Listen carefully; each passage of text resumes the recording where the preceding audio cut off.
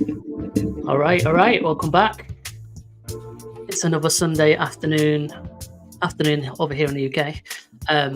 About lunchtime over there for you two boys, I believe, and probably a bit earlier than that for the rest of the US. It's another Watchalong live stream over on YouTube. I'm with Josh from 86 Boxing, and I am also with Alex de La Vega. Good to have you boys back on board. And we've got some people already joining us in the chat. Welcome to Boz, average boxing fan. Thank you for stopping by, boys. Hopefully you're going to be scoring along with us. Our fight this week, we'll introduce that very shortly. And first of all, how are you doing, Josh? Hey, I'm good. You know, just taking in everything from the weekend's action. Didn't get to catch it all, but did get to see some stuff. So outside of that, you know, just enjoying life out here and being involved in the amateur scene here in DC. But I'm good. Thanks, man. Good, man. Alex, how's things with you? Well, man, I wish I would have shaved, man. Stayed in the bed a little longer than anticipated, but of course had to get up to do, once again, another exciting fight. Awesome. Excellent. I just had the quickest shave ever before I came on, so happy to speak to it. But you look fine. You're presentable. It's okay. Don't worry about it. All right. Let's make a start then. Well, let's discuss very briefly, because I know Alex didn't really want to mention this, but last week, I think it was last weekend, Jaime Munguia, he got the win, an expected win over John Ryder.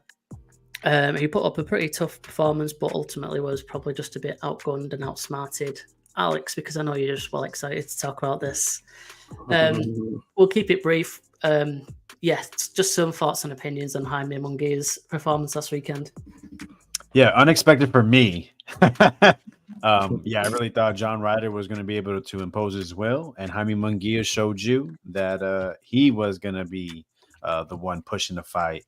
Too strong, too fast, and too good. Jaime Munguia now has established himself as one of the top 168 pounders, knocking on the door of Canelo Alvarez. So yeah, we'll see exactly where Golden Boy pushes him here. But yeah, Jaime Munguia, I think I got to give him all respect. He's a certified contender now.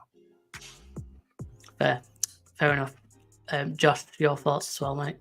Yeah, similar regards. I thought we saw a solid performance from Jaime Munguia, and dare I say, he was showing some of that kind of scientific presence that De La Hoya spoke about before the match, especially there early on in the first round. But he gave us a bit of that action and that we come to know and like from him as well.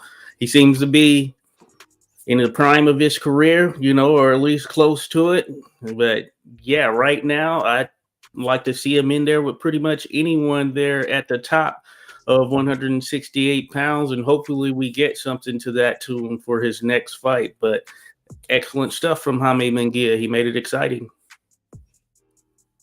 Yeah, agreed. I was impressed. It kind of went as I kind of expected. Ryder was a few years on from that fight that we watched on the previous live stream. And I guess those years might have probably caught up with him a little bit. And Munguia was just still young, powerful, and just overwhelmed him pretty much, didn't he? As time went on. So good performance. It throws Munguia's name right back up to that top of the division. He might be in line for a shot Canelo. We obviously want to see Benavidez and Canelo, but you know, he can mix it up with them at some point in the future, hopefully. So very good. Let's move things on. Last night, I know both of you boys were invested in the card over in the States, so we'll start there. Conor Benn was back in action against Peter Dobson. Josh, you want to start us off on that performance? What did you make of Ben? Sure thing. You know, I actually thought it was a pretty decent fight at times, and there were some big shots landed by both, and it had some pretty high point moments within the overall fight. I thought it was a story, though, of Conor Benn doing a lot more than Dobson, and despite Dobson having those moments, yeah, he was just a little too reluctant. And I don't even think from the standpoint of him fearing throwing, it just seemed to be not a ton of urgency from him in a good bit of those rounds, though he did have some pretty solid moments at times. And you could tell that when he would actually put his punches together, when he would actually throw punches, he could find success. I believe it was the third or fourth round where he was really catching Conor Benn with some pretty hefty shots, and Ben showed some resolve as well. But it was, as I mentioned, all Conor Benn. He was doing the majority of the leading for the entirety of the fight. Dobson showed that, hey, he is a game fighter, and you could throw him in there with some other guys in or around kind of this level or whatnot, and could make things pretty interesting, but just not nearly enough from him to actually put forth the type of effort that would have made it a little bit more challenging on the scorecards. And that's what we ultimately saw. I believe one of the judges only had him winning one round. But I will say that for Conor Benn, he has kind of been out there on this tour now trying to get his name reestablished along with that buzz. So it'll be interesting to kind of see where he goes from here. The verdict, I guess you could say, is still kind of out, but we'll be able to really find out if we see him in there against one of the top level guys that we do expect to be kind of one of the next big fighters there in or around 147 pounds. But for him coming here to the U.S., I think overall, pretty solid effort from his point. Yeah. Alex, you got anything to add there? Conor Benn expected to be, one of the top welterweights. Especially, he has a big following in the UK. You saw that he was trying to make big fights. 2 attempts to get that Chris Eubanks matchup, never materialized. Seems to not be able to fight in the UK, so he's on a US tour, which I back. I think that's great. Come over to the US, try to get a fan base there, become a worldwide star. However, fighting his last fight, 154, decision, he looked pretty decent. Now with Peter Dobson, undefeated yet unknown, was not impressive. I think that's two straight, subpar performances back to back. That's not going to get the job done. He mentions he wants the big fights. He wants to fight, for titles with Mario Barrios. He mentions boots from time to time. He even throws in a Bud Crawford, Earl Spence as well, seldomly. So, doing these type of performances, bringing in that type of crowd, that's not going to get the job done. I think his fighting style is great. I enjoy watching it. However, you saw he had trouble with Peter Dobson's right hand. It looked like he was going to overwhelm Peter at first. Peter was nervous the whole time. It felt like, a lot of leg shakes, a lot of repetitive comebacks when it came to the press conference. And even in the beginning, seemed like a couple shots had him a little gun shy. Peter was allowed to settle, and you saw he was able to land on Conor throughout the fight.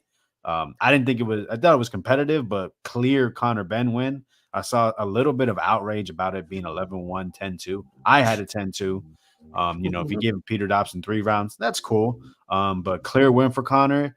But yeah, obviously there still needs to be some building. And, I think it's going to have to be a nice name to go ahead and get Buzz back, because going 10, 12 rounds with I think the guy's name was Orozco and now Peter Dobson, that's not going to get it buzzing how he had people buzzing after the first round KO Samuel Vargas, after the destruction of Chris Algieri. So yeah, Conor Benn, get your shit together, because I think you have a very big opportunity to blow up and also to bring more to the boxing game. Yeah, quite interesting. Before we came on, that you both were saying you were both invested in the Conor Benn fight, and I had actually put out a tweet earlier on yesterday saying like, which fight are you more interested in event wise overall, that one or the Bouet Barksy and Aziz card over here in the UK? What's a good British title fight? And that was probably the better card, but there wasn't that many people that actually responded to it as such. But like the people that did, there was kind of like, but what's in Aziz, obviously not bothered about Conor Benn. But I think it's quite interesting to hear the Americans' perspective. I think he's a fan-friendly fighter, and he probably doesn't have such a bad mark against his name like he does over here in the UK, maybe amongst fans.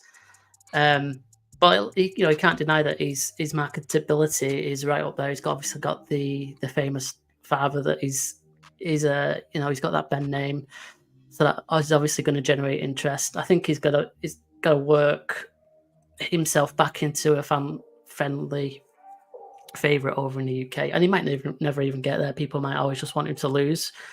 But yeah, it was quite interesting just to see who'd be most interested in which card last night. I was more invested in the Buatsi and Aziz event, so I had them both on at one point, and then I think at the start of Ben Dobson, it looked like he was going to possibly steamroll him at some point. So I kind of turned it off, thinking it's not going to last too much longer. And then I was keeping an eye on X. So then I saw people were saying that Dobson's getting back into this. It's a good fight. So I was like, I was quite surprised. But yeah, I think you've nailed it on the head there, Alex. He probably does need to perform better. He was expected to beat Dobson last night. The guy before, and he was probably supposed to knock him out as well, and he hasn't done. And obviously, naturally, people have gone straight to he's been popped for the steroids or whatever, and now he's not knocking people out. And they're obviously going to put 2 and 2 together and make assumptions and that kind of thing. So I think he's got a lot of hurdles to overcome. Hopefully, we'll start seeing him in with bigger names, and he might step up to the plate or be competitive with them at the very least. You just mentioned before, Alex, that he's going with Tank on social media at the moment. What can you tell us about that? That seems very random. Yeah. Oh, was it Haney or both of them? Well, both, man. First, it was Haney. They were asking where the power was, and Haney said that it was, still in a syringe. Bill Haney was there at the press conference, showed a lot of respect to the Ben. I don't blame the Haney's trying to get that fight because they've been talking about going to 147, fighting Mario Barrios. I think I said it before. Hottest name at welterweight. Everybody wants a shot at Mario Barrios. But yeah, man, if I was Haney, if I'm really trying to do that, you can get that scalp. I think Ben is very beatable for the style of Haney. It's just, just making sure you're not hit by those shots, because whatever you want to say about Ben's skills, I still think he does pack a punch. It's just, maybe, a little crisper on the technique and better setups to where, you don't see the shots coming, because those are the ones that really hurt you, put you down and put you out. But Tank, man, talking his smack, saying he'll fight Conor, things that, same thing, basically, the power ain't really there. Conor Benn's calling him a midget, getting Eddie Hearn involved. And Tank is saying, all right, Eddie, send the contract. Even Errol Spence went there, and someone made a mention about the lack of power, and he put an egg emoji and then put exactly. And Conor Benn, wants to fight him as well. So listen, you can say what you want about Conor Benn, but like I said earlier, he's a name in boxing, and you see people want the fight, and he makes it seem like he wants it as well. Conor Benn, like I said, get your shit together. Show everyone you're the fighter that you believe you are, and one way to do that is get in the ring fast as possible. He mentioned April. Let's see. Yeah. And I'll just add that Mario Barrios is the name you call out and fight when you don't want to fight Boots Ennis. Yeah, fair enough. Well, like you say, people are queuing up to have a go at him and fight him, and he's more than happy to get it back, at least on social media. So yeah, interesting to see where all of that pans out from here. Plenty of things to keep an eye out for. So excellent stuff. Okay, was there anything on the undercard of that one that you wanted to mention of interest? Austin Armour Williams got a decent win over Mumbayasa. Alex, do you want to give us some verdicts on that? It was a late replacement. I was supposed to fight Conor Coyle. That was a decent matchup. They find this guy 10-0, 7 KOs.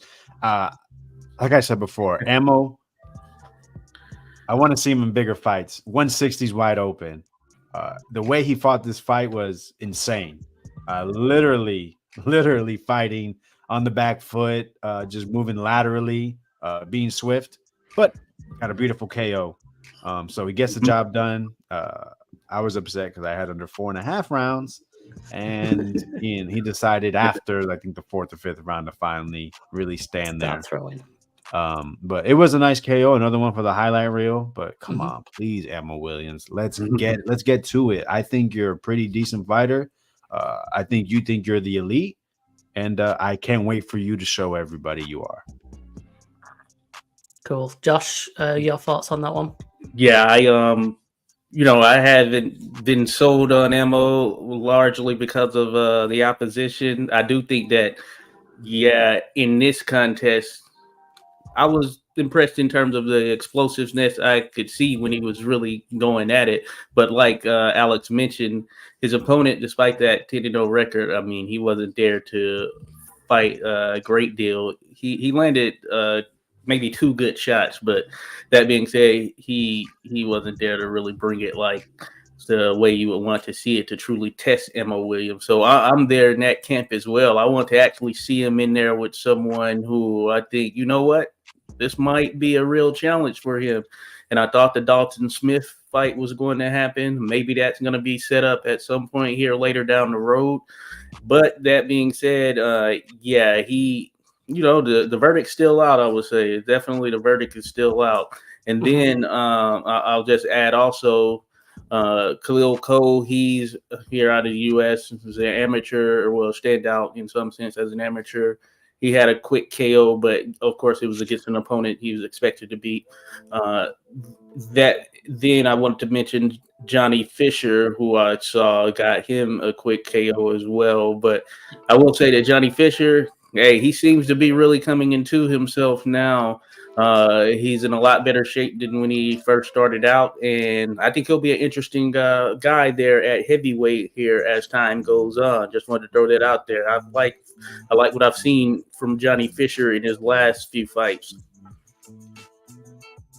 Yeah, I did see that one. Didn't last too long.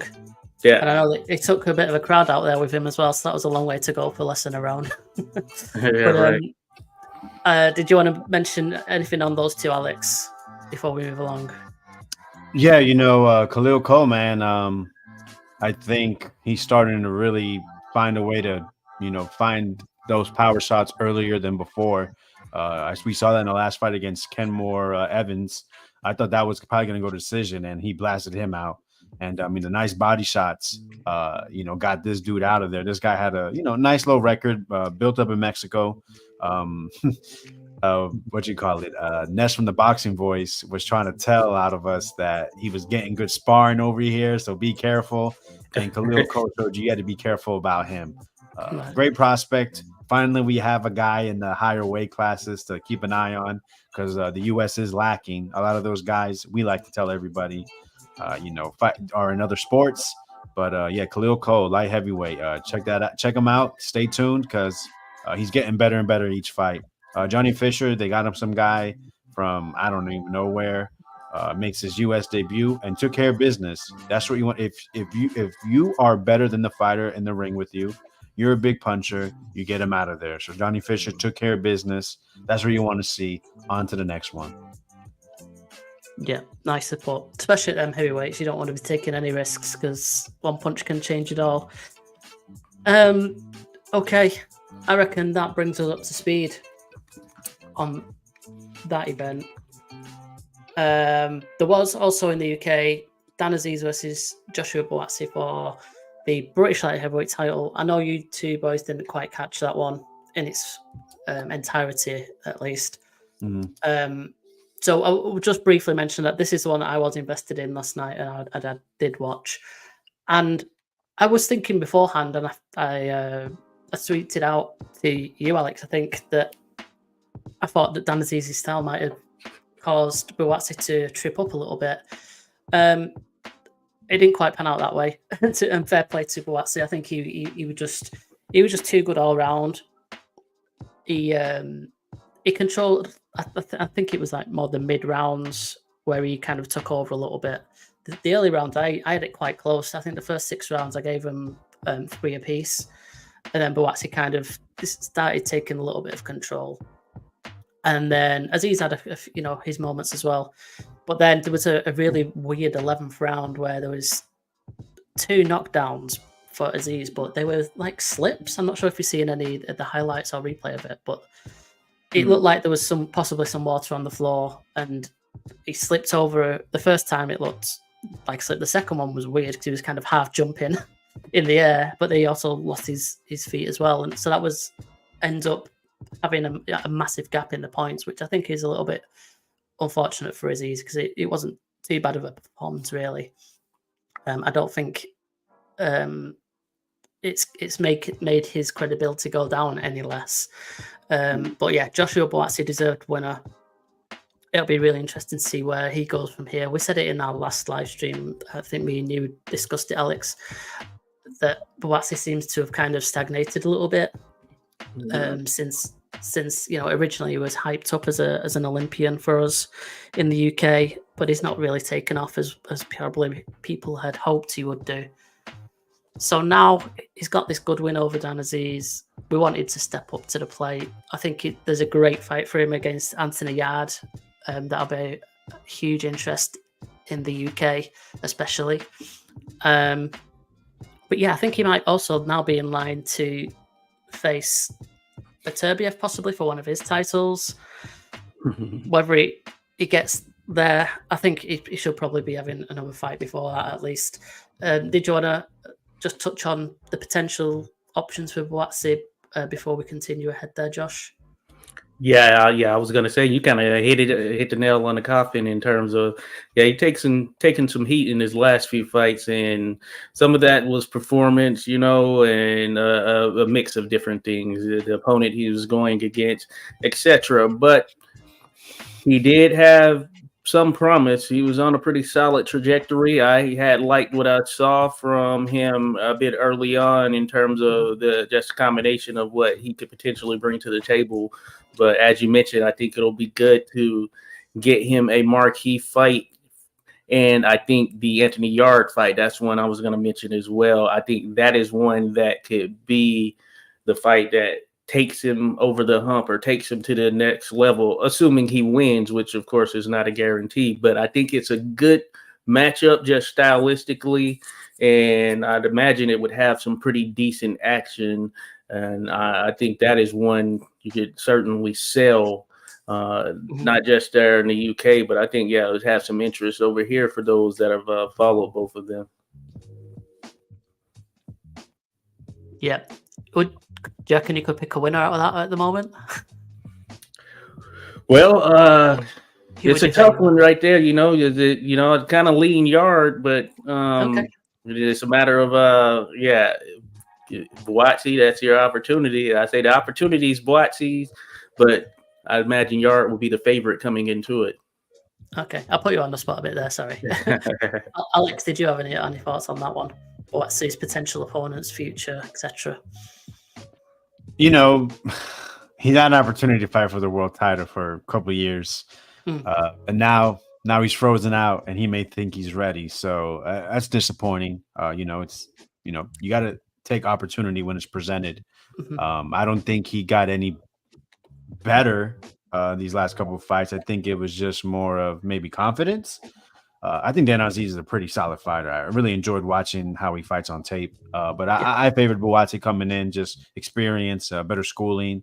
And I think he showed that in the bit I saw. Were those slips? Yeah, possibly. But I think Aziz was definitely hurt. And I was disappointed Buatsi didn't step on the gas. He clearly had Aziz out on his feet in that 12th round, especially right towards the end. And same old Buatsi. Just, people say lacking the killer instinct. They say they were like really good friends. That's the line that people are thinking. Fuck all that. The square circle is not for friends. Potential opponents. I hear Yard. I want to throw in Colin Smith as well. There's some really good domestic scraps that can be made there. Him versus Yard. Who would I favor? I favor Buatsi a little bit. I think Buatsi can mess it up. Okay. But you know what? Let's see it. Fuck it. Yeah, absolutely. Absolutely, yeah. Like we said it before, the domestic scene in the UK at light heavyweight is really good. There's lots of decent matchups to be made there. So interesting. Right, very quickly before we move on, Adam Mazian got a win on that undercard against Enoch Poulsen. That got stopped through a weird injury for Poulsen. I think he punched his shoulder out or something like that. Caroline Dubois also got a win, and we'll briefly touch on Ben Whittaker because I know that you're dying to talk about him, Alex. I know you saw the Ben Whittaker win. Oh yeah, man. I think he's great entertainment. I think bring him to the US. We'll get behind him. There's one thing when you do all that showboating and ain't shit coming. I hate that. He was hitting dude. Dude was 10-13. I thought he was 13-10. Not that it makes a difference. So of course you can do that with opposition. Actually, I was talking to my friend who's in the chat now, C-Dub, and he said it perfectly. Let's see if he can do that when the competition moves up. I don't know if he can. I want to find out. Okay, that's the issue with Ben Whittaker, especially over here in the UK. We can't tolerate people like you can over there in the States. That flashy cockiness, especially when it's against this guy that is there just to get beat, to get knocked out, and it's embarrassing really, and it's a bit disrespectful. I thought. I've seen lots of opinions on social media. People say it's just confidence and it's being a showman and whatnot, but I just think it's pretty distasteful. And like I say, when he steps up to the better fighters, he's probably not going to be doing that. And if he does do it and he's successful, then fair enough, do it at that point, but not against these guys that you're expecting just to knock over. Did you have any thoughts on it, Josh? No, I just say, Bolo Ben, he needs to keep that same energy when that competition steps up. Don't switch it up. Keep it going. Yeah, there's no doubt he's a very talented fighter, and hopefully, he does go on to win some titles and whatnot. But hopefully, just with a bit more humility for my liking, and then he might win a few more fans. Anyway. And one last thing that you mentioned, Caroline Dubois. I don't know that the weight would ever allow for this to happen, but I think a big fight is the potential of her and Gabriela Fundora. If there's somehow a way to make the weights happen there, I think that would be a very good fight because they're both aggressive, and I think it would be pretty much an offensive fight. But I know weight-wise, it's just probably not going to happen. Yeah, big. She was on recently, wasn't she? Fundora, was it last weekend? Yeah, she got a win over on that card. Good stuff. It's a 41-year-old. Yeah.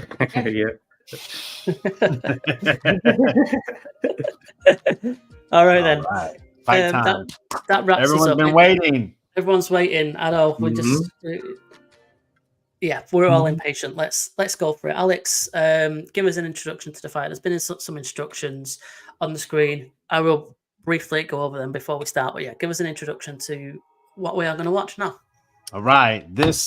It was hard to pick a fight, but I felt like this is probably the best one due to the channel, what we're here for, controversial, disputed decisions. This is one of the bigger ones. Oscar De La Hoya versus Quartey. Let's start with the challenger. Ike Bazooka Quartey, 29 years old, standing at 5'7.5", 71-inch reach from Accra, Ghana, 1988 Ghanaian light welterweight Olympian and former WBA welterweight champion. Coming in, nice record, 34-0, 1 draw, 30 stoppages. Now to the champion, the golden boy. We all know Oscar De La Hoya, 26 years old, 5'11", 73-inch reach from Los Angeles, California, 1992 USA lightweight gold medalist, former WBO super welterweight, WBO and IBF lightweight, WBC welterweight champion. Current WBC champion, 29-0, 25 KOs. Actually, it was WBC light welterweight champion. Sorry. Perfect. Thank you very much. So if you are new to the channel and new to the stream, new to the website, fight-score.com, you can join us in scoring this fight. There is a link in the description. Can one of you put the link into the chat as well? That might be useful. yes, you need to be a member to be able to join our scoring group. Once you're in our scoring group, you'll be able to see our scorecards for not just our live stream fights, but any fight that we score on the fight score system. To be able to join our group, you need to go to the group section once you're a registered member, and then you need to enter the access code, which is again in the video description. And once you're in there, you don't have to join it every single time. Once you're in, you're in. And then yeah, you'll see your scorecards up on the streams when we are going through the scores. Okay, enough talking. Let me just post on X. Done. We might get some more people coming in. All right, there we go.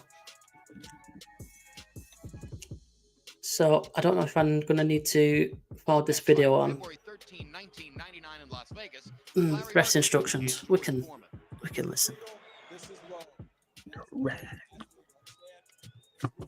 Okay, and like Alex has been saying in the chat, please do hit the like button if you will. That will do us a big favor. Let people know that this is quite interesting. Like and subscribe. And subscribe, yeah. Thank you, Josh. This fight, February 13th, 1999, Thomas and Mack Center, Las Vegas, USA. 25 years ago then. Coming up to 25 years. Crazy. Never seen this fight, first time. Always heard about it, ever since I was even a kid. Oh, yeah. And of course, Quartey starting things out on the front foot there. Looks pretty comfortable. De La Hoya circling to Ike's power hand. Why? What is Ike Quartey known for? The jab. Mm-hmm. Oof, nice counter. Jeez, man.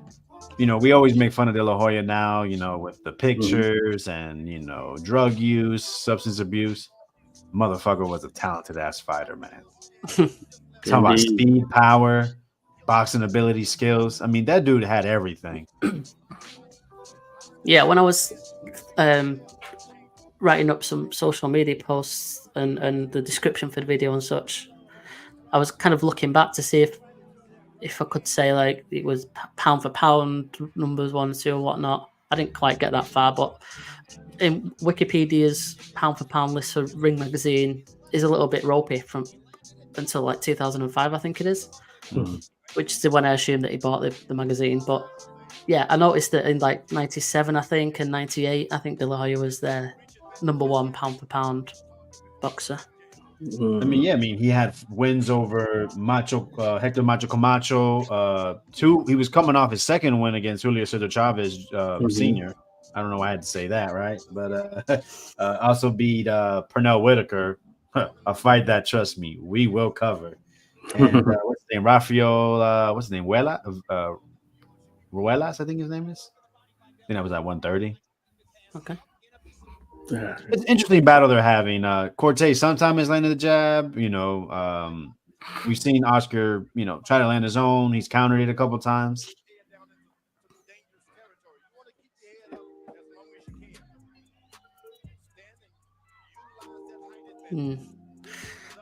Looks like Quartey's more on the front foot, but De La Hoya seems in control.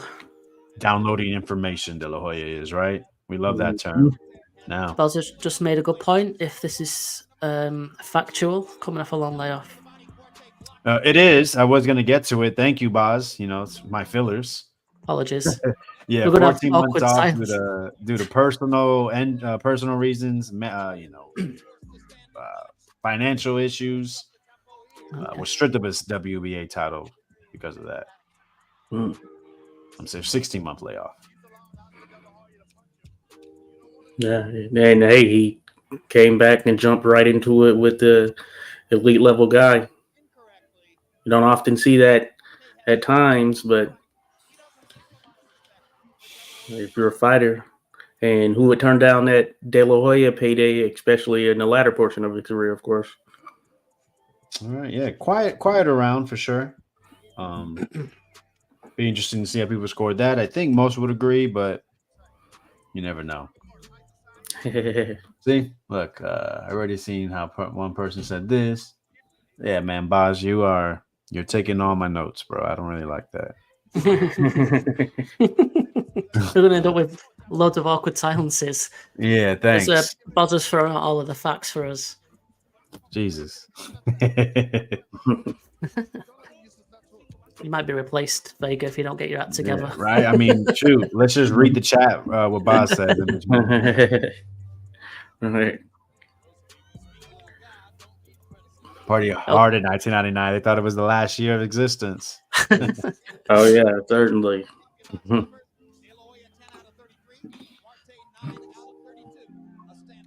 Let us know in the chat how you're scoring things first round. Let us know you got Lederman gave that one to De La Hoya. Oh yeah. Certainly a close one, but yeah, De La Hoya did have his moments there. Quartey, I like the fact that he continues to work that jab.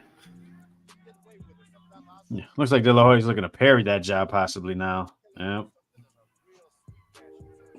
Trying to give him a different look. So yes, in that his last fight, it was a draw. It was a bit disputed. The camp of Quartey said he had a very bad case of the flu. They wanted him to conserve his energy, so it was heavy jabs. He landed 313 jabs that fight. Oh. Jose Luis Lopez was a former WBO champion.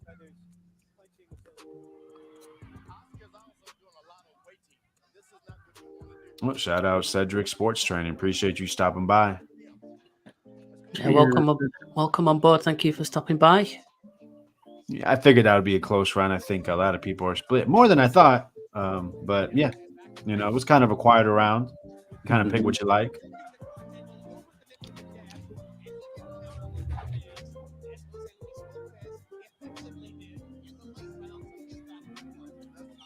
Yeah, we'll see if De La Hoya will start countering a bit more. Seems he's more content and like it's parrying, also stepping back.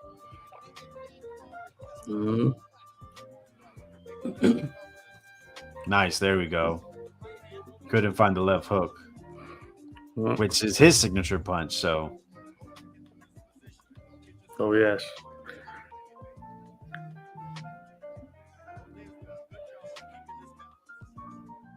Oh, that was unorthodox. Not a lot of head movement from either of these guys. No. And another thing is the beauty of it is just stylistically how they operate. They pretty much keep themselves in the middle of the ring, and the referee is not going to have to jump in and do a lot. That's not what we like to see. Yes. Nice double jab from De La Hoya. Little right slipped in there by Quartey.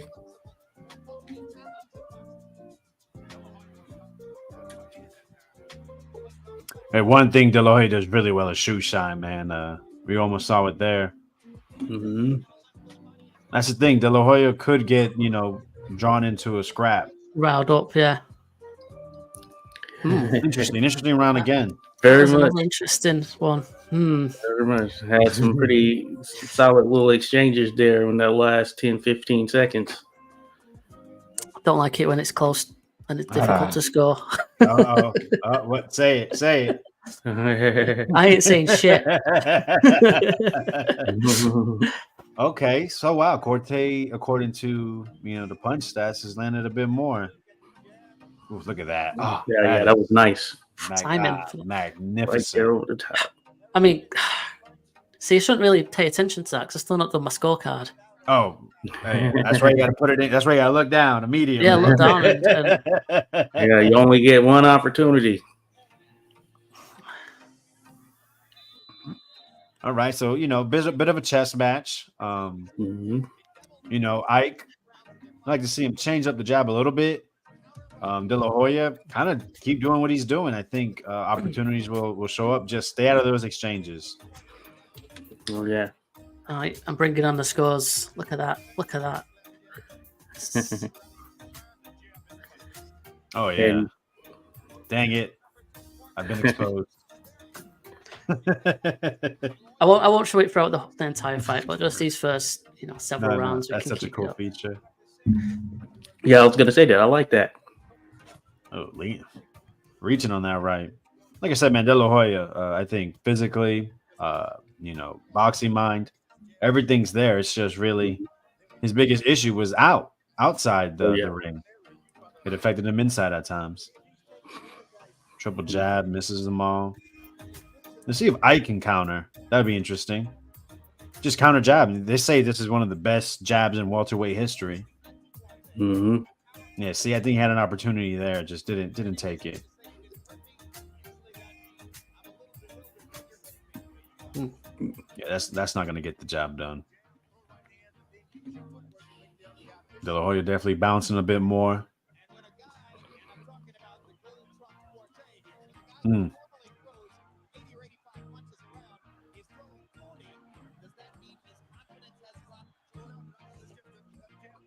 Yeah, still very much tactical in nature, but you just have the sense that, and you kind of alluded to it, Alex, just stay away from the exchanges. But these are two guys that generally, when hurt, their mindset is to throw back. So you're just kind of waiting for that moment to pop off, essentially. And De La Hoya just can't seem to find a distance with that hook. Seems like he's reaching more with it.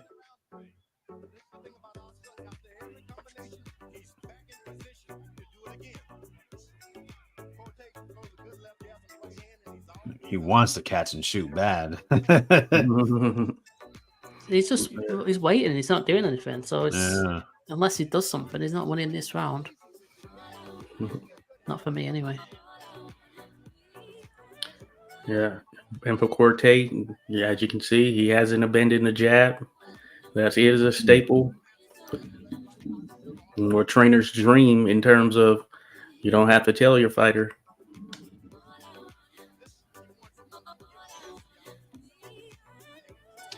Yeah, pretty quiet, huh? Yeah.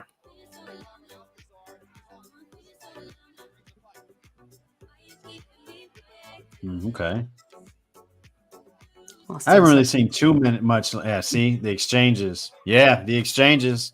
Stay out of it. He had an opportunity to maybe steal that round at the end. Oh yeah, he gave it away. In my opinion, my bad. Don't mean to. Trying to influence everyone. Sway the judges now. Behave yourself, Alex. I'm being paid, man. That's what it is. Oh, look, so this must have been like a rebroadcast. Okay, yeah. Nice.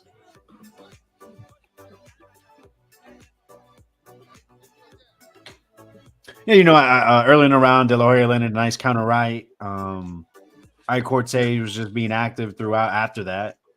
And I felt like he landed probably. See, there's the right hand there. But I think Quartey was trying to keep De La Hoya at bay with the jab. At the end, I think he stole that round with two good hooks. One that was obviously effective. Can't say I disagree there.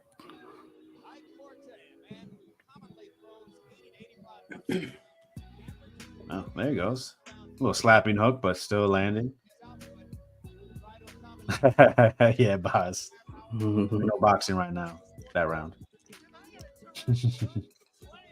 Wow, he gave it to De La Hoya. Holy shit. That's what I think, C-Dub. That's what I think. I think he gave it away. I think that was, unnecessary. I think he could have just threw more punches, maybe landed a couple things. There might have been an opening. It seems like it's there. He just doesn't feel confident. So Ike is doing something right. Oh, yeah.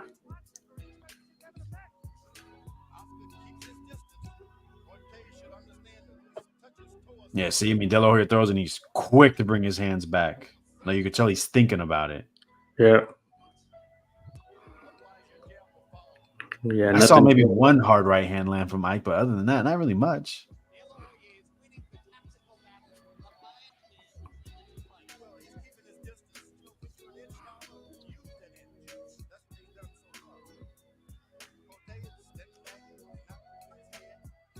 It's a second jab to the body De La Hoya's thrown in the last 15 seconds.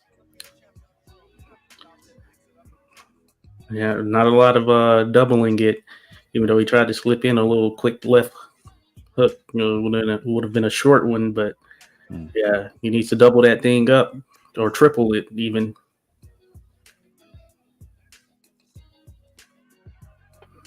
Yeah, Oscar landed a nice jab about 15 seconds, let's say minutes, 15 seconds ago.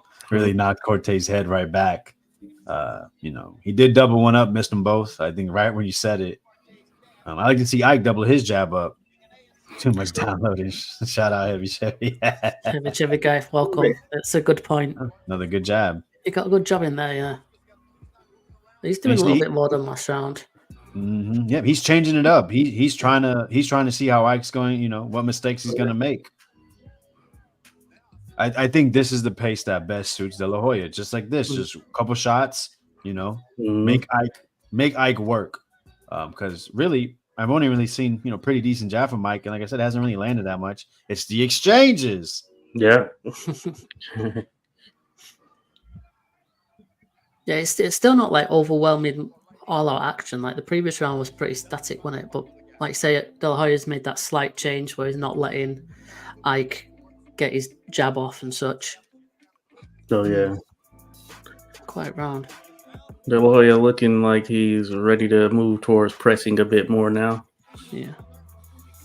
Don't give it away.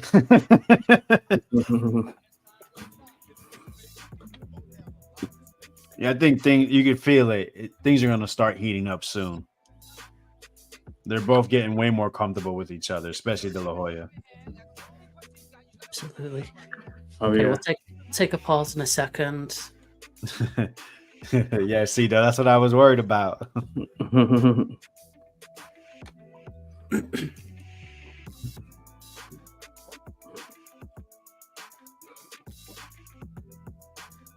Oh wow, I look crazy on the live with me drinking. Like I couldn't even see my water bottle.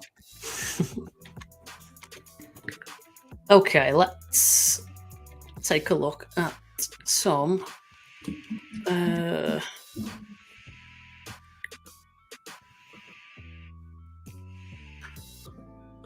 what we're going to do this time. You know what I need to do? I've still not set up our scorecards. Talk amongst yourselves, boys. I'll be a second.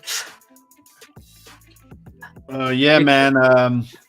Ike Quartey, not a fight I really seen too much. I always hear about his jab. Not overly impressed currently, to be frank.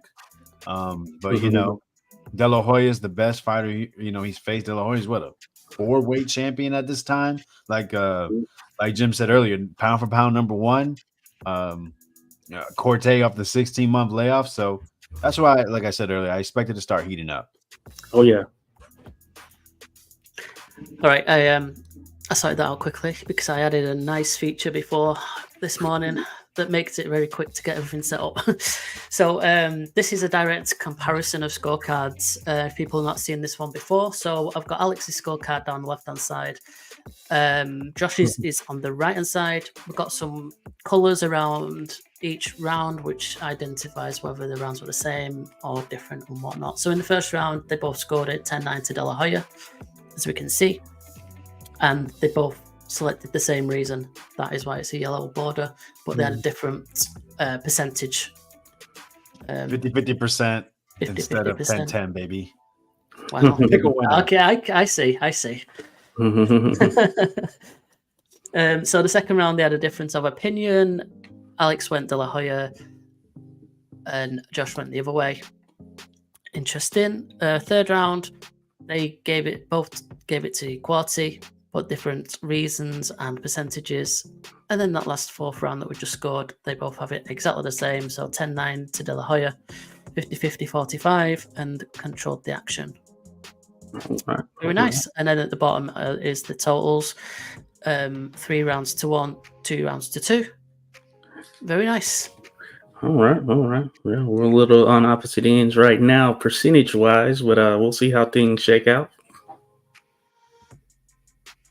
And that is a feature that is part of the group's section of fight-score.com. So if you want to create your own groups with your own boxing friends, you can do that, and you can compare scorecards directly. You can see everyone's scorecard individually. You can see the combined scorecard, which we'll have a look at after 8 rounds, I think.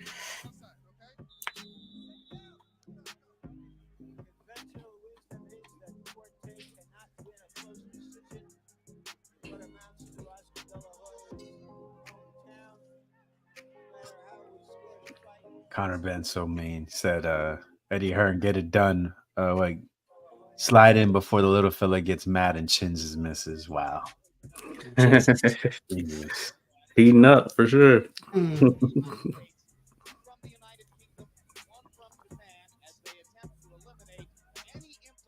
Double jab. Hey, welcome to the party, Quartey. I'm waiting for the bazooka. That's his nickname, right? Well, where is it? Bazooka. Yeah, these exchanges. If these exchanges continue to happen, you're right. You're right. That's where it comes, right? Boz had mentioned a bazooka nickname earlier. Takes all my points, bro. Getting sick of you, Boz. I was playing.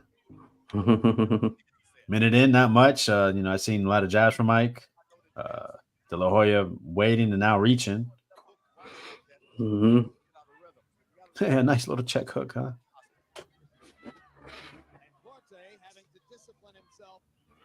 Oh, again there.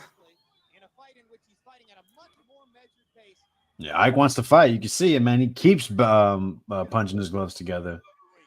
I don't know if that's just a weird twitch he has, or he's just saying, "Come on, where's the Mexican warrior?" Well, yeah, let's go, De La Hoya. What's up?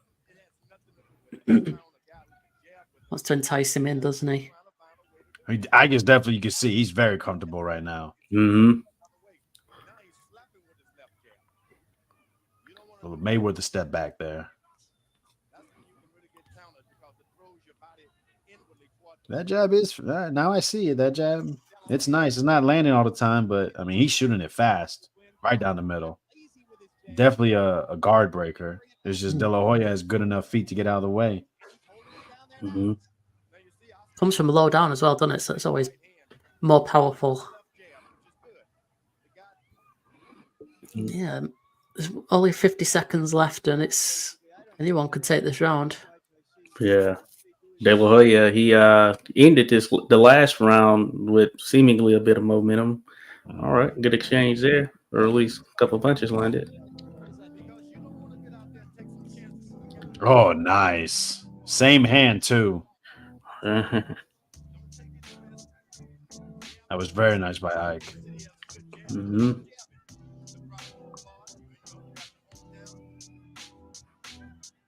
Still could be up for grabs. Seems they like to exchange in the once that 10-second clapper comes. Yeah, they've been doing that every round so far, haven't they? Oh, nothing landing there.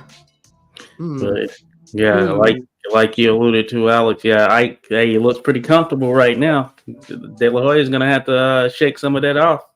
CW, not American. CW is threatening. He's threatening in either round.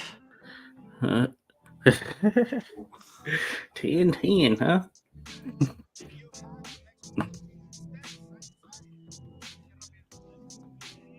That was a tough one. Get your scores in, folks. Let us know how you scored that round in the chat if you like. And also, if you're enjoying this, please hit the like button if you're not already done so. And consider subscribing if you haven't already.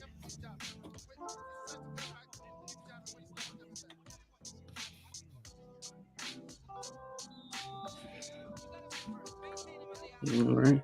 So yeah, I think thus far it seems to be some nip and tuck moments. So I'd imagine it's going to be pretty close until that definitive separator comes about.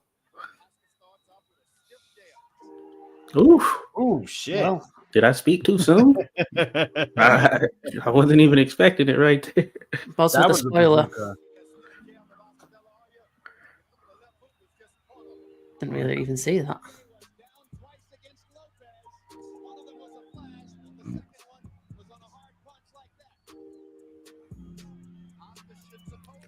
See, I think that Quartey, as we were saying, was a bit comfortable right there, and wasn't expecting that to come from De La Hoya. He finally got that left hook he was looking for. Mm. Wow, now just windmilling. That's what I like right here. Cedric, no worries. You just enjoy the rest of the fight with us, my friend. Oh, Ouchie. Oof.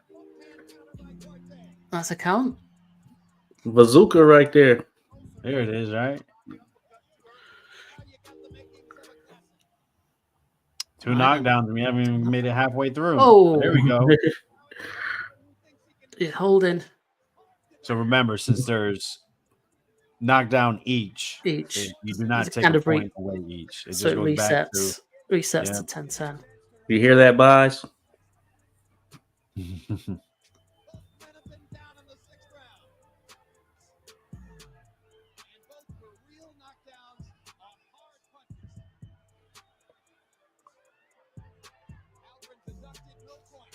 Wow. So it was left hooks by each to get a knockdown, correct? Yeah. Mm-hmm. It was.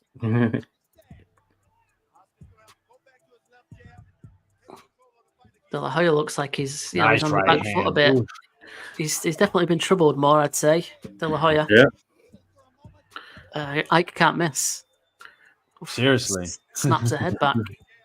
It doesn't seem like Ike's worried about too much. What's Mhm. coming Oh, yeah. back. Obviously enough, but not too much. He's willing to take that jab. De La Hoya's not throwing anything more than one shot, so Yeah. Right. Backpedaling and not throwing much.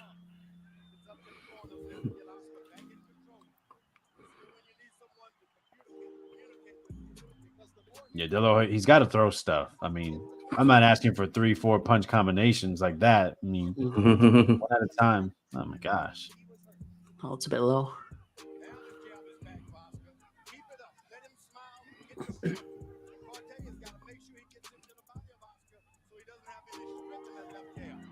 Clearly that shot that knocked him down still affected him. Oh, yeah. If not, it's made him think. Mm. Yeah. He had control, and then just like that, he himself found himself to be in the same place. Yikes. Shout out Boxiana or B De Menace in the chat. Thanks for stopping by. That is Boxiana from Queens of the Ring. Yeah, thank you for stopping. Welcome. Thank you for stopping by, Boxiana. Good to have you here. Fight heated up, so you came at the right time.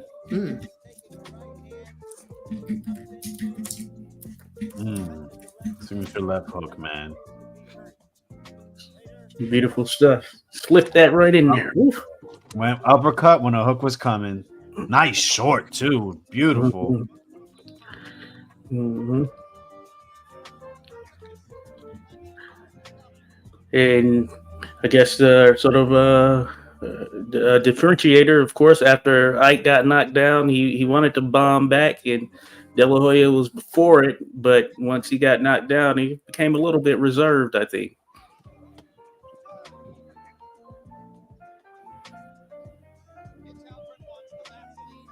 We got a little too much. Got a glob there. All right, let's see how this fight ends, man. Second half. Oh, yeah.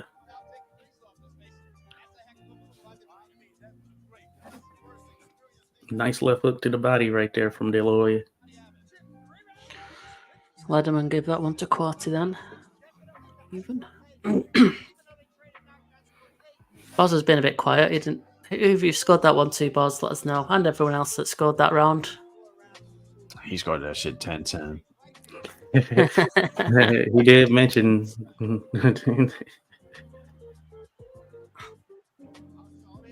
Ike is definitely the boss right now, still. Yep. Mm-hmm.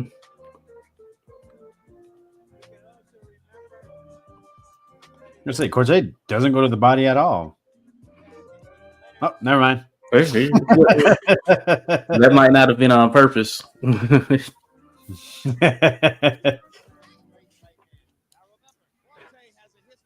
Shout out Boz, man. Good scoring.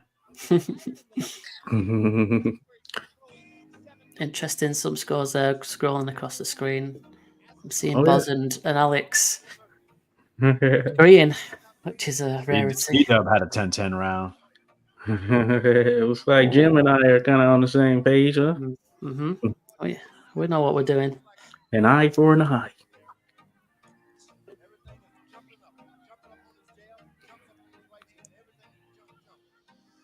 De La Hoya has to find that counter, I think. Get comfortable. He just seems, he doesn't seem sure of what to do still since that knockdown. Yeah. Ike is very comfortable throwing jabs.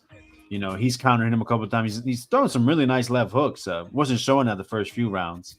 So, yeah, Ike definitely the more confident man currently. Mm-hmm.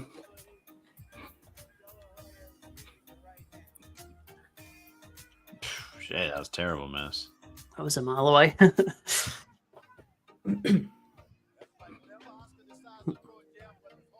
Been a pretty clean fight. I'm not really seeing any headbutts, no clinches at all. Yeah. There was maybe one shot that was kind of low, but nothing crazy, significant. Yeah. Mm-hmm. Kept Good old flowing box. nicely.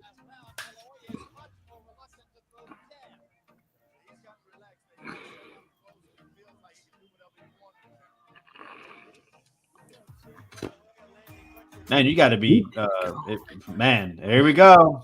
Last 10 Get seconds. it. I think out of like 5 exchanges we've seen like that, De La Hoya maybe won one of them. Right. I think that was a clear winner of that round. Just not enough from one of the fighters. It's a little disappointing. Like I said, De La Hoya, obviously, I'm speaking about.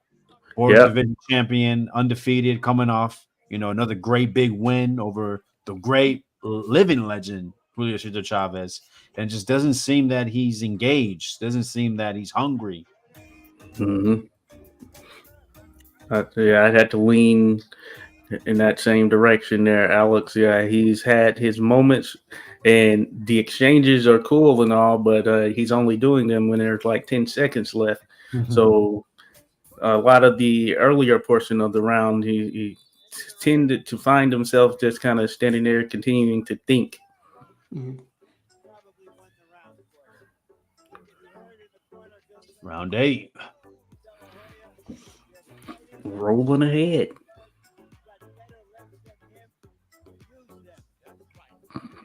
I would like to see Quartey get more in that mid-range because whenever he does, it forces De La Hoya to throw combinations. And like I said, Quartey's winning those exchanges, even though jab is his best tool.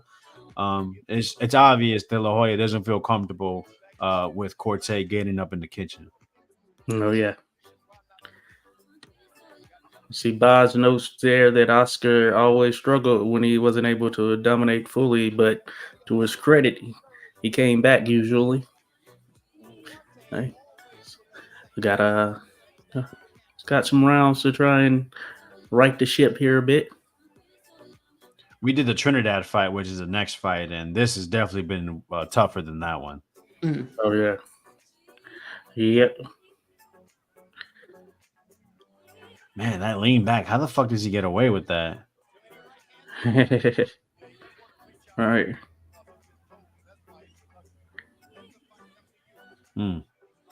Glancing right hand from Quartey.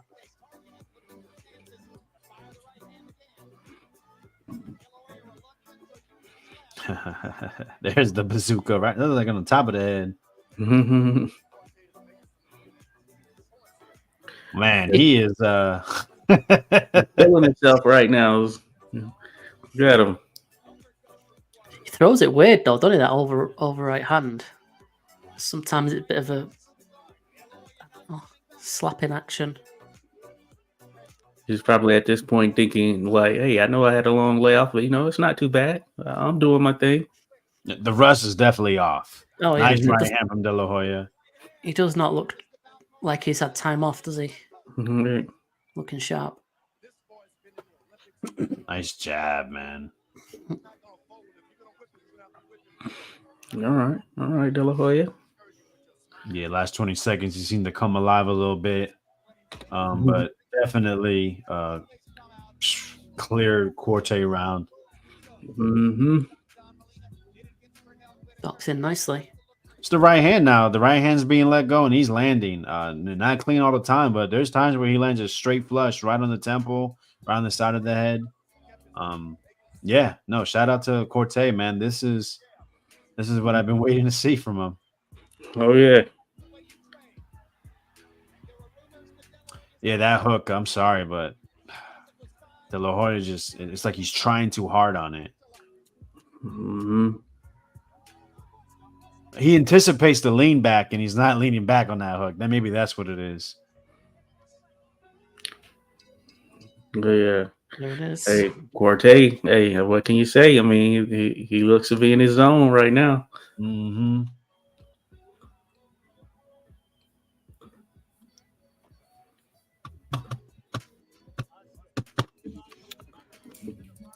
Okay, folks, get your scores in. We'll take a pause in a moment. We'll check out some average scorecards, see what's what. Mm-hmm. Yeah, I guess C-Dub says it's a Wilder like, right? It kind of does have that kind of technique to it, I guess. Definitely a lot of natural ability from Ike. Mm-hmm. All right, let's have a look. Hopefully, at the combined scorecard. All right. So we'll head down to rounds 4 onwards. So we're going to cover them already. So from round 5. So this is collectively everyone's scorecard that's in the group, all combined and drilled down. Basically, we've got Quartey winning rounds 5, 6, and 7 there. He's more active, landing the cleaner shots and controlling the action. And he also won round 8 as well. So if we come down to the totals, it's a 6-2 to Quartey, which translates to 78-74 in points. Winning margin isn't too far apart. We've had a lot of pretty close rounds, to be fair. Oh, that's 6-2. Okay. So 6-2 collectively. So with that in mind, let's go back to the group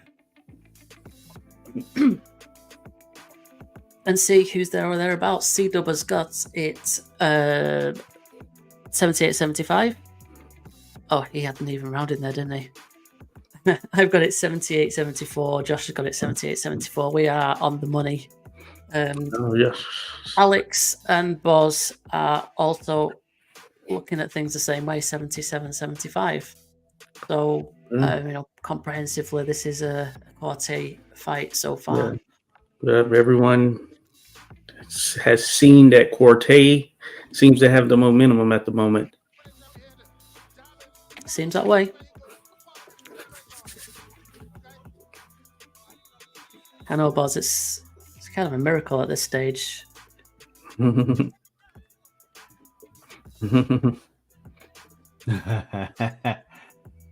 Hey, man. Broken clocks right twice a day.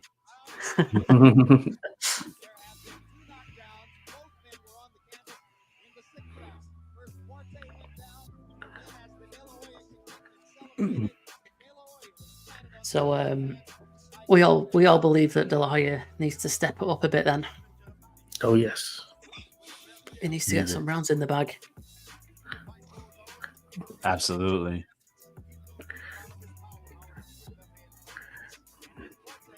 Yeah, he has to increase some of this activity a bit, especially here in the forefront of the round. But it looks like he knows something. Oh, whoa! Where did that come from? Nice little 2 uppercuts right there. Yeah. Looks like Quartey wasn't ready for him either. It was like that peg dispenser style. Back. Yeah, he stepped into that mid-close range, unleashed the combo, and like you said, hit him with those 2 lead uppercuts. That was very nice. The way he stepped in, found that pocket, and he has fast hands. Oh yeah. Took him just the 9 rounds to figure that one out. Right. Oh, look who came back. Average boxing fan. Hey. Always with such words of wisdom.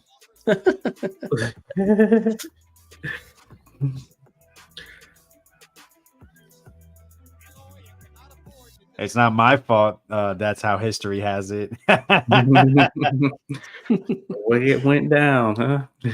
Although you do pick the fights, Alex, and just want to drop you in it, but they.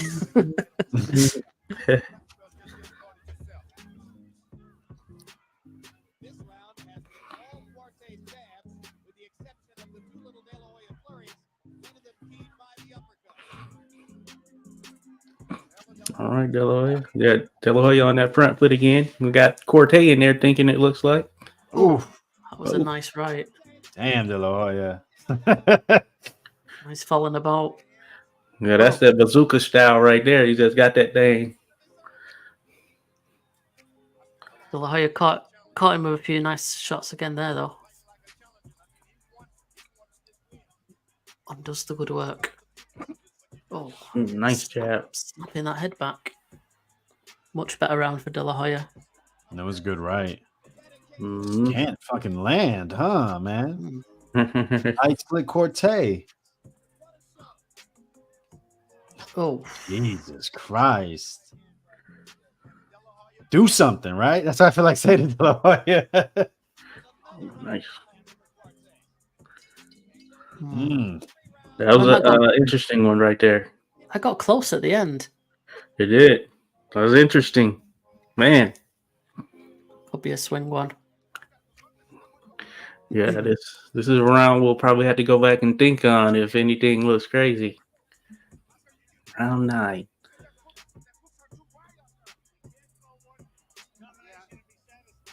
With the eyes closing up from those right hands.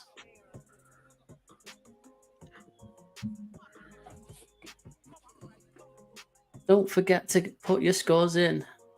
And also, if you're just watching along but not really scoring, let us know who you thought won the round.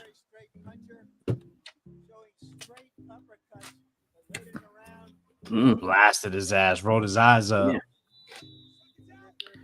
Oh my goodness. Yeah. Nice duck under. The rounds got me questioning my score. The replays, you mean? Yeah. That's where you got to get it in first, man. Nope. Yeah, Don't go back. No edit. No scratching off. I was quick to get mine in that time.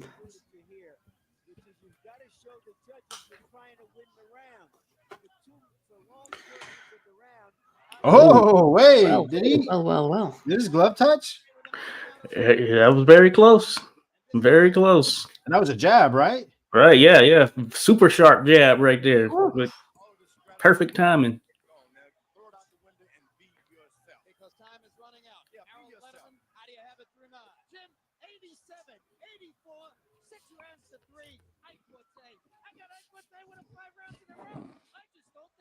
Same old De La Hoya in this fight, man. Just standing there. I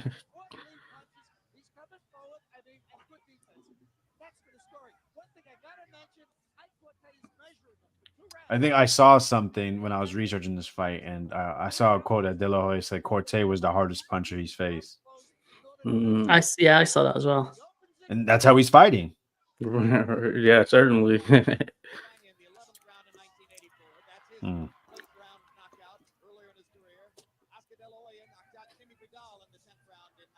It's because it's interesting because, like I said, we did the Trinidad fight, and De La Hoya was definitely showing a lot more, head, waist movement, foot movement in that fight. So I think this fight really did that for him. Oh, you're right. And as you noted there, that eye is starting to be pretty visible. Nicholas, welcome in. Good to have you here. Says Ike winning easily. I don't know if that means the whole fight or the round. But yeah, thanks for stopping by. Hope you're enjoying. Shout out LeBron.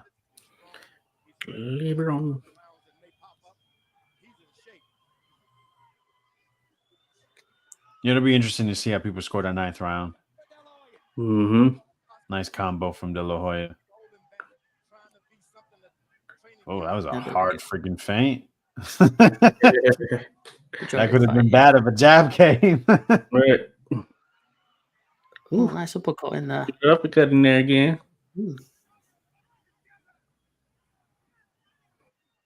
I mean, De La Hoya has the reach advantage. I think the speed advantage too.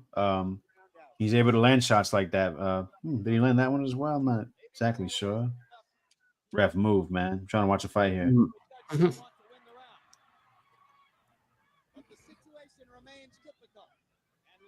Yeah, he's got that right hand fucking cocked, just like Wilder. Ready to load it right up. That thing ready to go. All That's right, all right. interesting.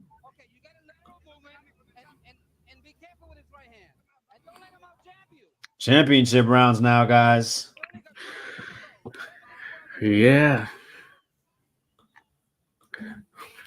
Yeah, that was an interesting last round. Yeah, this is interesting.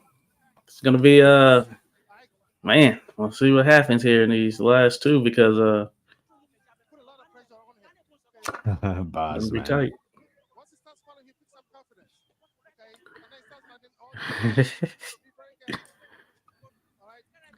I think you might be wrong there, bots. You'll see soon. And we don't have any 10-10 rounds either.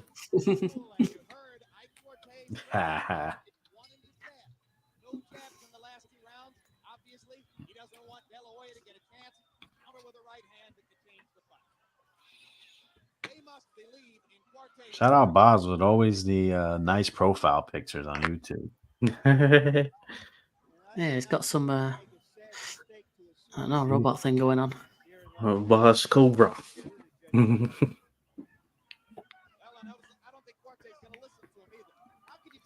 All right, Oscar. None of that Trinidad fight stuff now.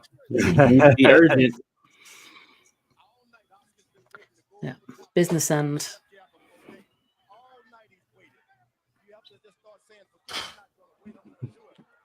You know, with his technical ability, man, he sure like to wing dumb shit. Yeah, right. I was talking about what a great boxing mind he has. Not today. Like I said, though, power, that's the one thing, right? You can disable power, but when a guy's good enough for power, it's quite a task. You know, one mistake, you know, and it could be on the canvas. You might not get up. It's different. We've seen it, you know, we've mentioned him a couple of times, Wilder, right? We've seen guys start to get confident, and then they wake up in this Wednesday. That was a nice Absolutely. quick exchange there. That was a nice left hook by Ike, and De La Hoya had the quick counter jab. Yeah. This is something we haven't seen in rounds. De La Hoya bouncing on his toes. Oh yeah. You know what? Yeah, I noticed that a little while ago. It's like he's giving himself up to go and do something. He hasn't increased his output. No. But it's like he kind of knows that he needs to. Oh yeah. Okay. Well, there we go. Prove me wrong here, Oscar. That uppercut just mutes Ike. Oh yeah. Ike definitely seems to have slowed down in this round. Mm-hmm. You had to think maybe his corner, you know, is of the mindset that hey, we're ahead as well.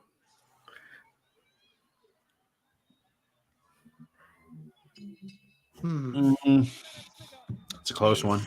Yeah. Not much going on in that one. Yeah, well, I think you hit the nail on the coffin there, Jim. Yeah, not a lot there from Ike actually. Final round. I think on some of our scorecards it's still up, but I think on a couple it might be out of reach, huh? I need a knockout or knockdown, I should say, not two knockdowns.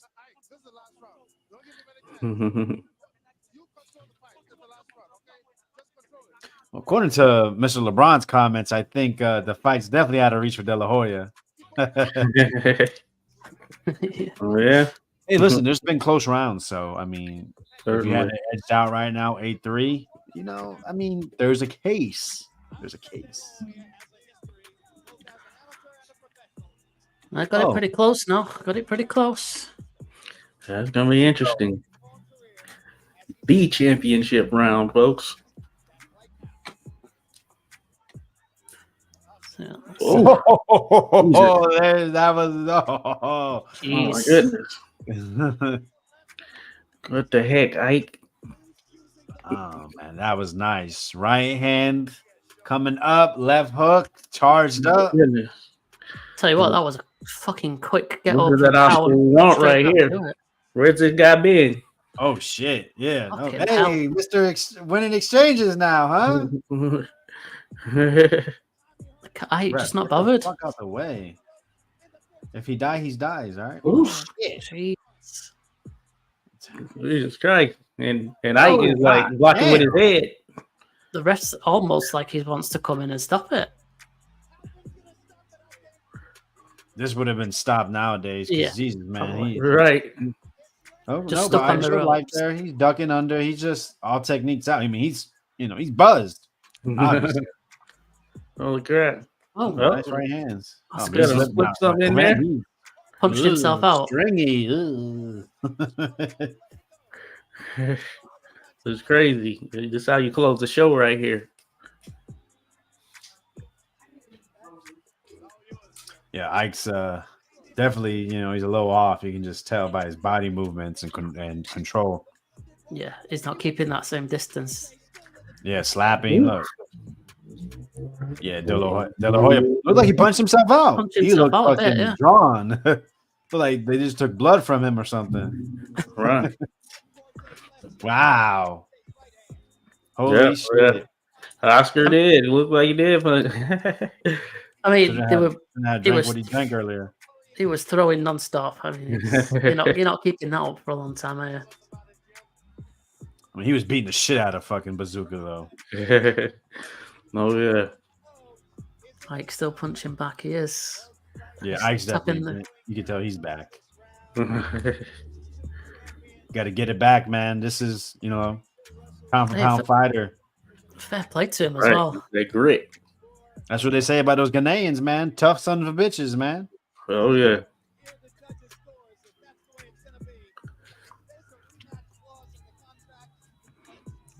I'll come up to the last 20 seconds.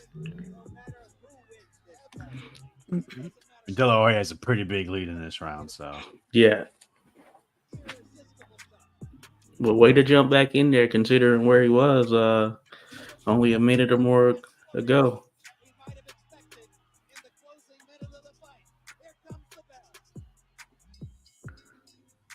Wow. Interesting. Oh my. And you see that as it related to Quartey, both of those knockdowns came. It's right very early within the first 10 seconds of the round. He kind of just walked out there nonchalantly, I guess, and got caught with a left hook. I'm just going to let this play on for a second. I'll be back.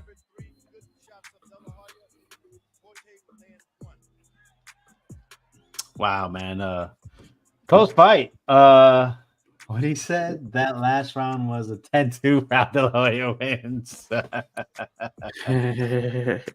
No, man. I mean, wow. Yeah. I mean, look, right hand comes up, loaded up, and his left hook was better than what Ike was throwing.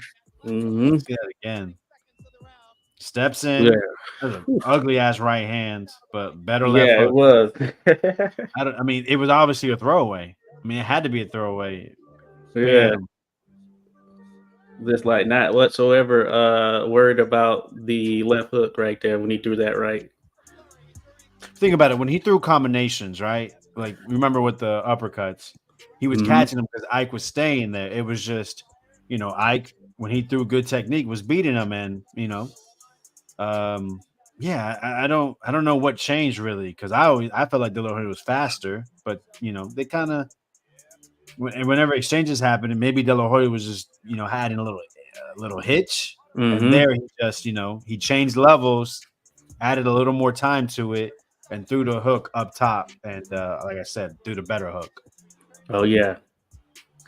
Yeah, this is an interesting one for sure. Just thinking about, if you think about that 9th round, even the 10th round, Interesting. I'm a little bit surprised by my score here, in terms of how things started, at least, and where it ended. No, I agree. I thought for sure it was, especially as the rounds were going on. I thought for sure it was going to be a little heavier towards one person, and I mean, it came down to last round, and knockdown and everything. Shout out LeBron, man. I don't know. I think. Do you have something against De La Hoya, bro? It's starting to feel like it. Let me see here. That's I appreciate you for stopping by, and appreciate your comments. And like I said, a lot of close rounds. If you feel like I got it, I got it. Sorry about that, boys. I'm back. Yeah. No We worries. still not got to the announcements yet now. So how will the judges punctuate the drama? Yeah, see, both, All right, both have an let's- eye closing. I got it now. Jim, 114, 113, Yeah, it's interesting. Just looking through some of the comments here. Adrian Michael, thank you for stopping by and commenting. Oh yes, indeed, Adrian. Average Box fan, you might have already mentioned this. Michael Buffer has the official decision. Let's go. Letterman, we see, had it 114, 113 in favor of Ike Quartey. Interesting, right? Hmm.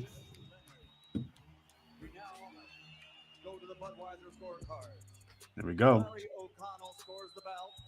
115 to 114. He scores it for Quartey. 10-10 round there. Scores the belt. 116 to 113. He has it for De La Hoya. Ken Marita scores the bout.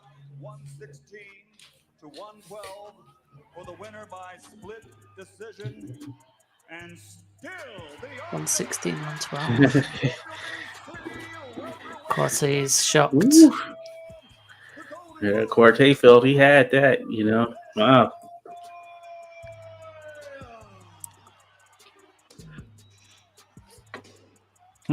Interesting. Yeah. Well, I can't wait to see our cards.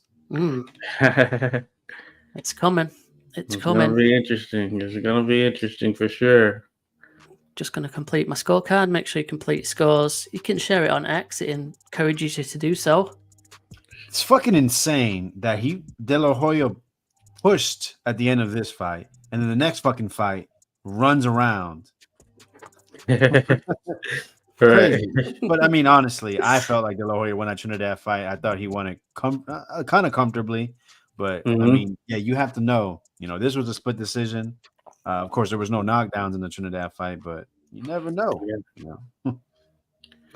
Okay, we'll just jump into the combined scorecard for now. We'll go back and have a look at everyone's individual scores. After this, we'll head down from round 8 onwards, which is where we picked up last time. I'll also have a look at the analysis for was it round 9? Round 9, yeah. 9, yeah. We'll see how that goes. So round 9, collectively, we gave that to De La Hoya. Round 10 to De La Hoya. Round 11 also to De La Hoya, and round 12 to De La Hoya. Wow. So that brings it to 6 rounds apiece combined, 114, 113, because of that last round knockdown. Yep. And look at that winning margin. That's like as close as you can possibly get. Oh, yeah. Interesting. Right, let's have a quick look at the analysis if this hopefully does work.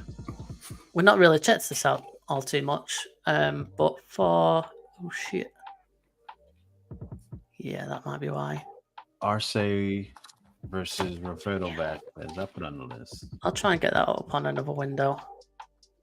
But let's have a look in our group.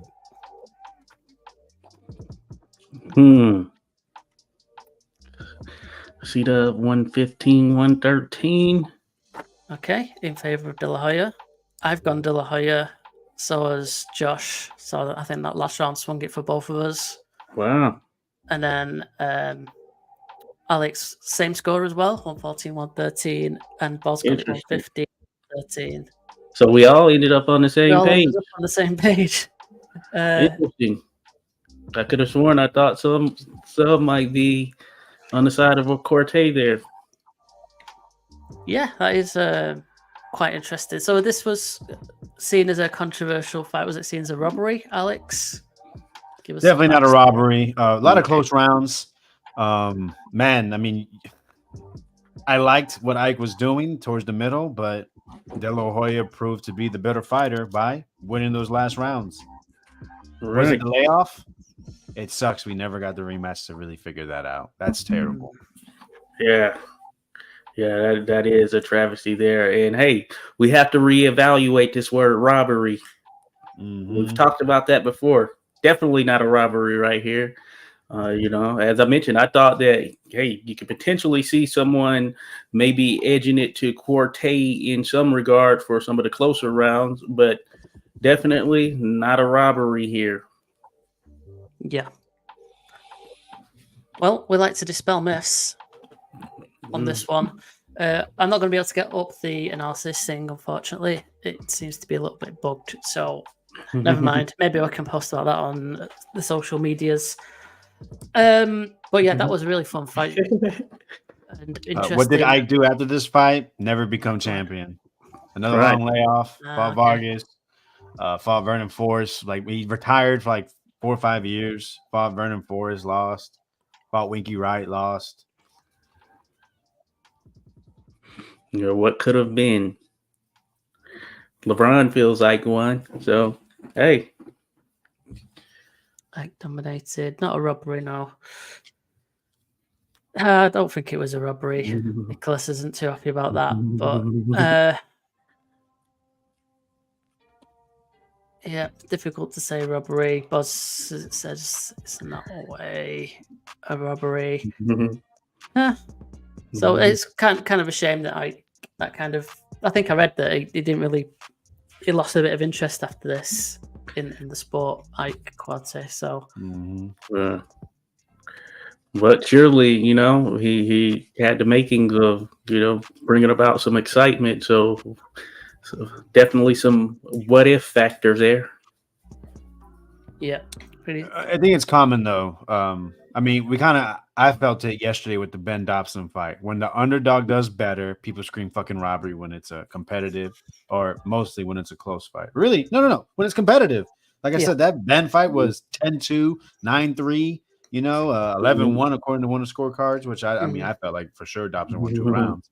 But yeah, as soon as a guy is a bit more competitive than expected, it's a fucking robbery. We got to stop this bullshit.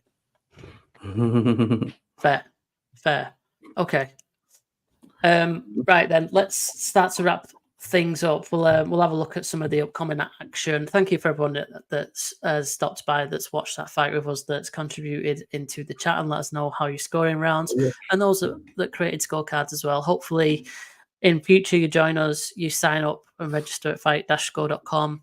You join in our scoring group, and then we'll get even more data for these fights that we collectively score together, and make things even more interesting than they already are. So let's try and zoom in on there so people can see what the fuck I'm looking at. Yeah, let's talk about some of the upcoming action. And on Thursday, that's a random night. I'm sure there's going to be some explanation for that. You can let us know, Alex. But it's Teofimo Lopez in action against Jermaine Ortiz. Decent fight for the WBO World Super Lightweight title. Alex, give us some thoughts and opinions on this one, mate. It's on a Thursday because Top Rank starts with a T. Nah, just joking. Super Bowl weekend. So we're trying to get everybody that's coming in for the week to spend more money. Come see the showman, Teofimo Lopez. Teofimo Lopez, man, one of the best fighters in the world when he's on. We've seen it, right? He fought Lomachenko. He had Lomachenko downloading data for 7 rounds. Was able to pull the victory out. Really skyrocketed him, onto the scene. He was put on pound for pound list, top 5 fighter in the world. He claimed to be undisputed, was not, however, ununified. Yeah, people were saying he's athletic, he has power, he has speed, he has charisma, he's slick, he could do everything in the ring. And then we go ahead and we see him against George Kambosos, a fight that had ups and downs just to get him in the ring. We finally get him on Thanksgiving weekend, and he disappointed.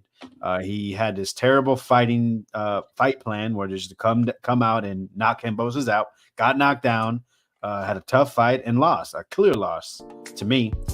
They said there was health issues. He had air in his lungs or outside his lungs. I'm sorry. He could have died. And then he comes back, moves up in weight, which he said he should have did before, made a mistake, and had some up and down performances. Pedro Campa wasn't the most, he got the job done, showed his slickness, but we wasn't sure exactly, what kind of measure that was. Fight Sandor Martin on short notice. Let me tell you, Sandor Martin Sandor Martin, one of the better fighters at 140 that doesn't get enough credit. Gave Mikey Garcia clearly beat him. And we saw it in this fight. He knocks Lopez down. It should have been another knockdown called. Close fight. I had Teofimo winning by, I think, 1 point, but that knockdown counted. Could have changed the way that fight is scored. Then fights Josh Taylor and just amazes everybody. He was the underdog, slight underdog. However, boxing opinion was that Josh Taylor was going to beat him up, embarrass him, and he embarrasses Josh Taylor. Got Josh Taylor's doing what Teo was saying. It's time for me to move up. Teofimo Lopez, number 1, number 2 at 140. Listen, him and David Haney, top of the weight class. They're the two kings of the hill. Would love to see them fight. We're getting Jermaine Ortiz. Jermaine Ortiz fought Lomachenko, gave him a close competitive fight. I did have Lomachenko winning it, doing what De La Hoya just did, minus the knockdown. But edging it out, pushing, giving a late push. Jermaine Ortiz is a good fighter. He's been fighting at 135.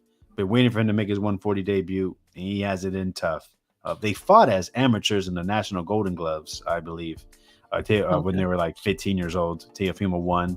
I think it's going to be a good fight. I have Teofimo winning, but as I mentioned before, up and down performances. You just never know what you're getting with Teo. So if we get the Teo we know, I expect him to win. Maybe by stoppage. I wouldn't put my money down on that. Teofimo money line is a new thing we're saying around in the community I'm in. But I think Jermaine Ortiz, solid fight, solid fighter. This is a solid fight. And Thursday night, man, let's go. Sweet. Josh, your thoughts on that one? Yeah, hey, Alex really hit all the high points there. I think it's a good matchup. I think that conventional wisdom odds are going to be on the Lopez side. I'm hoping Jermaine Ortiz puts up a very solid fight. Thus far, when we've seen him, he has rise to the occasion to the degree that, he coming into the Lomachenko fight, I don't think many gave him much of a chance, but he has shown that when he's on his game, he can be tough in there. And I think that Lopez has what it takes to pull off the victory here. I'm thinking on a decision end, but certainly I hope that Ortiz brings out that real challenge. And I will say that both of them look in impeccable shape thus far from what I've seen from the training footage. Yeah, cool. Just checking out some of the comments in the talk there in the chat. Sorry, we're going to rescore Loma versus Haney, I think, at some point in the future. That's a bit of a hot topic, it seems. Every week, huh? Every broadcast. Absolutely. We'll hopefully get to that one at some point in the future. Okay, I'm seeing other regular names on this event as well. Keyshawn Davis is in action against Jose Pedrada, and also Abdullah Mason seems to be getting out and about quite regularly. Josh, give us some thoughts on those two and how you think these will go. Well, Davis Pedrada, I will say that most certainly Pedrada is not the same fighter he was, but still a very good high-level fighter, especially when you think about it from a technical standpoint. Keyshawn Davis, he's looked very promising for the most part throughout his career here in these 9 fights that we have seen him. And he's done well often. There have been times where you can get a crafty guy who showed some wrinkles on him. I think it was his last fight. It might have been the guy who was a veteran who came in and showed that, okay, you can't just blast through me the way you've done some of these other guys you may have faced or whatnot. But he has also shown it against a certain level of veteran like Yigit, who formerly, I believe, competed for a world title, and Keyshawn Davis came in and did his thing with him. So Davis, of course, we know he went through the little situation with the testing after the last fight. It was marijuana, and that ended up being ruled a no contest against Nahir Albright. So yeah, the fight before is what I was thinking of against Patera, when Patera, who was a veteran who was wily enough to make Davis have to work pretty much for the entirety of it. So I think it might be a similar thing with Pedraza, who is another one of those guys, veteran, been in there with a number of different styles. You can call him the sniper, and he has that skill set to really make Keyshawn Davis think and have to work in there.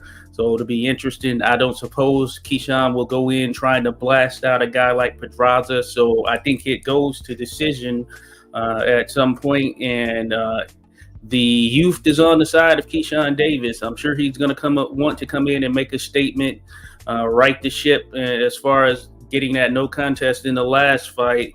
And I know that he's a very energetic, and he's not afraid to share his opinion. So I know he's on the trajectory to do major things there in the weight, and what better way than to be able to thoroughly defeat a veteran like Pedraza. So we'll see what he does with this opportunity. All right, there. Average boxing fan just had that kind of question. I guess you kind of just alluded to that in a way. Abdullah Mason as well. He's in there. What do you think about that one? Alex, go ahead. Abdullah Mason, man, hot prospect, huh? I think he was people's prospect of the year in many different outlets. Lefty, comes from a fighting family. He's got power, he's got speed. Defense is improving each fight. He's cracking shit, and that's what people like to see. Wow, 19 years old, young blood, huh? They got him against an undefeated dude, a guy that I think is gonna provide him a test. I think this guy is durable. So if Mason, who is fighting a new weight class in this one is not at lightweight, but at super lightweight. Have him coming up, and like you see, this guy seems to be competitive in his fights. Has a couple undefeated guys, but seems to be more on the small Texas circuit. But Texas is known for providing us with decent fighters. So nice little test for him. You can expect stoppage, but I would slow my roll on that. I would look at to see if you're a betting guy, see if you can see what the total rounds are, see if they're gonna, if it's like 3.5, I'm choosing the over for sure. Over, yeah. I'll risk that. But yeah, Mason, definitely a guy, still young, fighting. This is his first 8-rounder, I believe, as well. So it's definitely stepping him up. So yeah, definitely want to check his progression. When it comes to Keyshawn versus Pedraza, I think this is the perfect timing for Davis. They're counting him as a top prospect. The belts are vacated. So a win over a former, multi-division champion, and Pedraza is going to look great. Pedraza hasn't fought at 135 in, I think, 4 or 5 years. At 140, even though he wasn't a titleist, was competitive. He's fought Cepeda. He's fought Ramirez. He fought Comey, who they, I think it was Comey's debut at 140. But if you look at Comey, you can tell by his body frame that he can, 140 fits him well. And then even in his last fight, Barbosa's a hot name now, right? Pedraza, usually in his fights, especially as of late, he makes a late surge. So can Keyshawn stop that late surge? I think this is perfectly made for Davis to look as good as he can. Yeah. And I'm going to go stoppage for Davis. I think Pedraza's seen his best days. It's kind of like with the John Ryder, how you saw that one, Jim. Yeah. Has Sniper looked great as of late? No. But he has he has been showing he's reluctant to, to not give up a loss. You got to take it from him. But I think, like I said, Keyshawn, I don't see this as being as the Darius Fulgham versus Alontis Fox. I think Keyshawn has had good challenges, has been built up properly. I don't think this is the same type of matchup as he faced in the last time against Nair Albright, who Albright had long arms, was fresh, and is a better fighter than people realized. Because I saw Nair's last fight before. He fought a guy that was decently built as well. So that I knew that was going to be a tough fight. So yeah, Keyshawn stoppage. I think that gets him a title shot within the next 2 fights. Yeah, And I just want to add that it didn't even dawn on me. Yeah, he is Pedraza coming back down in weight. This is at lightweight. Didn't even dawn on me because he has been competing at 140. So certainly that does play into it. Just wanted to throw that out there. So Alex is correct on that. Yeah, and just kind of looking at it, like you say, timing's everything, isn't it? And he's been in with some good opponents, and Davis's performance here is going to be compared to the likes of Ramirez, Cormier, how Barboza handled him as well. So yeah. Oh, don't forget he was scheduled to fight Teofimo, fell ill, and that's when Sendo Martin stepped in on like 5 weeks' notice. Got ya. Oh yeah. Right. So yeah, not a bad little card there on a Thursday night. That's this Thursday coming as well, isn't it? So yeah, I better get that video put together. Good Thursday night fight. I'll take it. All right. Have we got anything else coming up? I've really not looked ahead to the schedule, to be honest. Your boy Hamza, huh, man? That's a hot name I hear, especially when I think a lot of people in the UK they're big on this kid. They're saying he's the real deal. Yeah, he's highly touted. I think who was it against? He struggled a couple of years back against Bradley Skeet, was it? Oh, okay. I think it was that. Was it? I might be wrong. I'm sure he struggled at some point in the last year or two against somebody that maybe put question marks against him, but he has looked good. He's won all of his fights, and this is a good step up against Liam Williams, who's always tough and going to give him a good contest. He's a 6'3" middleweight, so it can punch a bit. He's got 14 stoppages out of 18 wins, so yeah, there's quite a bit of hope for him. So that's not a bad card. Oh shit! Coming up, Anthony Yard's on there randomly. Tune-up fucking master, man. They keep him active. Shout out to them. So Yard's back in. So did you have any comments to make on this one then, Alex? The card as a whole. Shiraz KO 1 through 6. I heard that Liam Williams, people don't even want to train him because they believe he's so washed. Oh, okay. Yeah, I like Liam Williams. He's the guy that comes to fight. I saw his last fight. Made money off of that. I did 1 through 2. And yeah, man, they just say that he's done. He's punch drunk basically, and if Shiraz is really big, is the deal they say he is, should get out of there quickly. Sam Noakes, man, my fucking guy, boy, dude. People when they announced that 5v5 Queensberry versus Matchroom, this was a name that I kept hearing. Now I've seen him fight. I know he's a guy. He's built. He has a very nice, strong build. Looks like he can punch, and he can. I think all his wins are by stoppage. Very flawed fighter, but he's gonna come get you. So if you don't get, that's the way I see him. If you don't get him first, he's gonna come get you. I don't know anything about the opponent. I see it's a nice record. I'm not surprised. Watch him be 13-0 with like 1 KO. Okay, 4. Oh, there you go, 4. I'm not shocked. So definitely, I want to check this fighter out. See if he can actually fight. You see a couple undefeated fighters, and then of course, it's like someone that's probably like 7-71.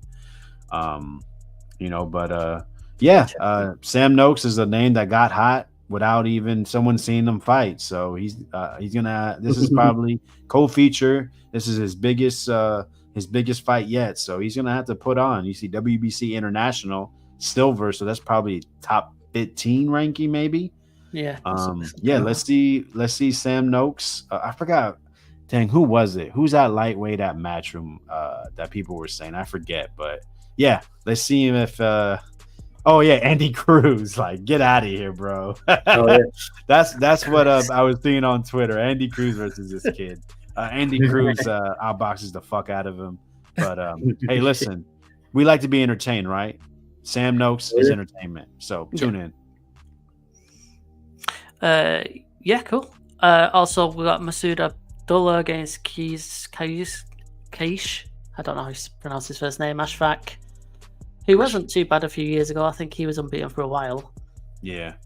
And Yard on that as well. Carol Atoma, brother of the other Atoma. Yeah. He's got a loss in there though. Tommy Fletcher. It's quite a stats card. Josh, did you have any comments on any of those before we move on? No. The only thing I would say, yeah, I agree with Alex. I mean, yeah, Liam Williams at this particular point, yeah, it seems to be a gimme right now for Shiraz. So, hey, that's how the torch is passed, I guess you can say. Yeah, timing, isn't it? As usual. Okay. What else have we got? What date do we need to go up to for the next couple of weekends? Oh shit! It's Oscar De La Hoya's birthday. This is perfect. Oh yeah! Happy birthday to the golden boy. I'm gonna have to put that in the tweet. Happy birthday! You won. I'm Wow, scrolling, that boys. rematch. I'm sorry, that rematch with Curiel and Nunshinga, man. I think the last time we talked about Nunshinga, I talked about how Matchroom was really big on this kid. They were talking about, they wanted to put him, nothing on BoxRec. That's fucking nuts. But yeah, they were talking about him. They wanted to see him be undisputed. This dude Curiel didn't have any knockouts and blasted him out. I'm talking about, wow. He put him out. That talk about not waking up till Wednesday. I think that's what happened in Nunshinga. So yeah, they rematched it in Mexico. Matchroom has been doing some pretty decent shows over there. So a lot of people, this last card over here in America, it was like a UK freaking fest, which people just here in the US just don't understand. Like the UK guys fight, and I'm cool with it. I think they're bringing something new. But yeah, they do stuff in Mexico too. So shout out to Matchroom. I think they're one of the better promoters. And once they're really allowed to make a market here in the US, I think it'll be better for boxing. Oh, cool. Yeah, Did you have anything to add to that one or anything, Josh? I'll keep. No, I just look forward to that one. And that fight on the 16th right there looks pretty interesting. Yeah, let's quickly go through this one. We'll end it on this one. So Madison Square Garden Theatre, it's on ESPN. Top Rank, Shaki Foster, Abraham Nova. Okay, go on then, Josh. Give us some thoughts on this one. Interesting fight. I didn't know this fight had been made. Of course, Shaki Foster's been around, and he can box very well. Abraham Nova, we know him. He was on a pretty solid trajectory. Lost to Robisi Ramirez, was knocked out, as a matter of fact. I think that's, pretty much the only blemish there. Now, I guess the power is on the side of Nova to a certain degree, but I think that's boxing-wise, Shaki Foster, he's one of those guys who it'll be tough to outbox him, I would say. I would probably have to lean towards Shaki Foster on that end. When you look at the number of fights, okay, it's one thing, but I think that's from a technical standpoint. Shaki Foster, he brings a lot to the table, and he was able to pick up that title when he did. And he did a great job, I recall here, to kind of put himself back on the map there when he defeated Ray Vargas, who's a long, lean fighter. And Abraham Nova he's rattled off, I believe, a couple of good, solid wins since that loss to Ramirez. But I think that Shaki Foster will likely box him to a decision of some type. I just think that, Foster's kind of has that little edge over him and has the groove over him, just when you think about the overall skill set. So yeah, I lean there, but I do like Abraham Nova in terms of that marketability, having that mascot. I think that's pretty cool thing right there. Alex, your thoughts on that one? Yeah, I was going to mention the mascot like immediately. It's cool. He did it before Jake Paul, if I'm not mistaken. Yeah. Nova, yeah, he's got that golden beard, Puerto Rican, and I think he has Dominican blood too. But we're gonna claim him for Puerto Rican, as he, saying was born there, I believe, or raised. He's got power, he's got speed, right? He's tall and has good reach for the weight class. It was crazy. He was making 126. But I think he's, with all the tools he has a flaw, and it's defense. There's no head movement, no good anticipation of what's coming in.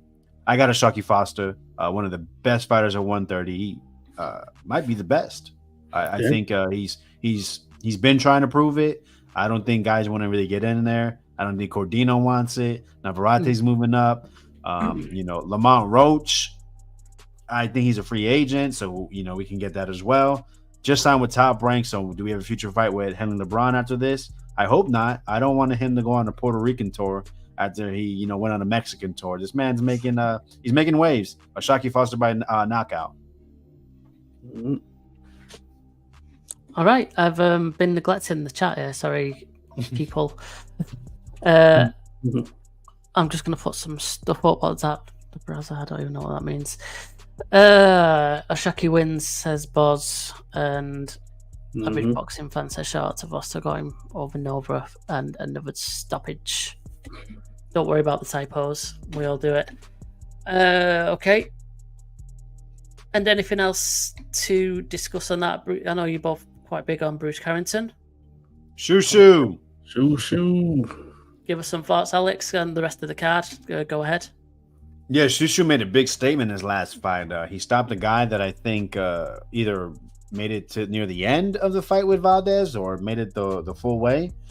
A lot of people, I think he made a comment about Inoue and saying that he got the better of sparring against him. You say things like that, you get a knockout. Now you got to keep showing it. That's the biggest thing. These guys, they can show flashes. We can look on paper and say, well, he was a, possible Olympian, one of the best amateurs to come out in the last 5-10 years or something like that. But consistency. So Shushu, I would like to see that consistency. Everyone always talks about how good he is. They say, in the gym, he's a monster. Well, keep showing it in the ring. You're facing a guy with a nice record. I haven't looked up anything about him. He's got a Hispanic name, very common theme. When it comes to Top Rank. Whoa, he's Filipino via Norway. Hey, wow, very little. 5'4", 66 inch reach. Never been knocked out, but he's fighting in Norway and freaking Spain. So I know Spain is kind of like your guys' like Colombia, Venezuela to us, probably, right? Yeah. Guys that you never really know that's going to come out there, but usually when they step up, usually get battered, right? But not to say that Spain does have Sando Martin, but anyways, Shushu, want to see him put on. He's put on a decent card. It's a Friday night. I love it being on different days. We got Thursday the week before, Friday that week. Shushu, we'll see. The co-main event, you got Brian Chevalier, Puerto Rican, fighting Andres Cortez of Mexican descent. Cortez, another guy in the gym. They say he's out there beating people up. Chevalier, decent guy. We're gonna see exactly what type of level he is. I think Cortez is probably outside the top 10, 15 best fighters in his weight class. Chevalier might be there as well, so this might be a good fight. But we gotta see. Probably Cortez will edge it out. He's the A side of the promotion. The guy that I think. But the thing about Top Rank is, they're going to push it. They're going to see, if you're really that guy, here's a fight to prove it. And I think that's what this is for Cortez. Back to back, because he did stop, Xavier Martinez, the guy they signed, I think like a year or two prior, former Mayweather Promotions fighter. So, I think that's a good co-main. Yeah, your thoughts? Your thoughts, Josh, on that one? Yeah, Cortez. Yeah, when I saw the name there at first, I was like Cortez. But after seeing him, he has been, Top Rank. They're really behind him. They're pushing him or whoever he's with, and I think that he does have a lot of promise. From what I've seen thus far, he's been able to do his thing. So I think that is a good one. Delonte Johnson, Tiger Johnson, he's on the card as well. I see he's another one of those that pops up from kind of that Olympic trials groups here in recent years. So they've got a lot behind him, or at least that they'll expect from him. He kind of has the name and everything, and he's someone you can market. He just needs to continue to, get the opponents that can take him to that next level. So he's another one to watch there. And Guido Vianello, I'm sure some remember him. He is someone that Top Rank was really behind to kind of take that heavyweight market in Italy to the next level. And he lost to Jonathan Rice, I believe it was. And he is back in the mix. How far he can go, one doesn't know, but we'll see what he's able to do. But just another heavyweight that is out there. So just interesting card for sure. So I think that in most cases, the A side is going to get the victory here, or at least is poised for such. Yeah, Tiger Johnson sparring with Teofimo Lopez in the build-up to these fights. I didn't know that. That's good work right there for sure. All right. Well, I think that brings us to the end. I think we've covered everything there over the next couple of weeks, and we will hopefully be doing a live stream probably in 2 Sundays' time. So thank you for everyone that has stopped by, that's taken part, that's commented, and that's liked the video. If you haven't already done so, please do so. Also, add in some comments, let us know some feedback on whether you enjoyed the stream. If you've scored the fight, let us know how you scored it in the comments, because that'd help the channel as well. Boys, thank you both for being here again as usual. A fun fight as usual. Thank you, Alex, for picking that one out, and I'm sure that you've got some homework to do for our next stream, maybe. I don't mean to put you on the spot, by the way. No worries. We'll find something. We will do. So, Josh, are you doing a podcast now? Yes. We're gonna jump in there. Boz and we're gonna jump in there, talk about some of the fights, of course, that we mentioned and such. So, just be an interesting little chill discussion. So, feel free to come through if you're free. But otherwise, yeah, it's always great to come over here to Fight Night Scores and check out some of these fights that help to provide a lot of clarity to kind of some of the missteps or misspeakings that we get out there on social media. All right, excellent. So yeah, make sure you go and check out 86 Boxing. If you don't go to his stream, at least go and check the channel out and subscribe over there as well. Bring in some good historical content on his YouTube channel. Thank you, Josh. Alex, thank you very much. We'll see everyone again in a couple of weeks. More of the same. Thanks a lot all. Take care of yourselves.